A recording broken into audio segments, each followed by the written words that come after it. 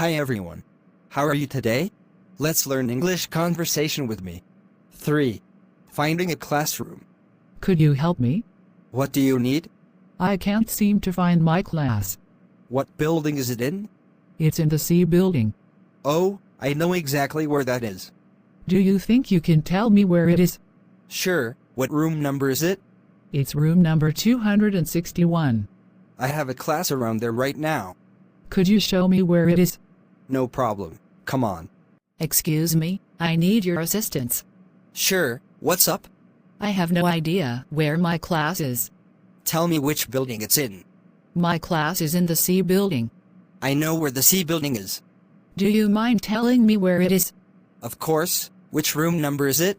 Number 261. I actually have a class right around there. Can you please show me? I can do that. Do you mind helping me? What can I help you with? I'm not sure how to find my next class. Do you know what building that it's in? The C building, I think. Well, that's not far away. Could you point me in that direction? Do you know what the room number is? It's C261. My next class is around there. Can you show it to me? Sure, let's go. Thank you for watching my videos. Please subscribe, like and share to channel Sreyoun in order to get more video. Thank you.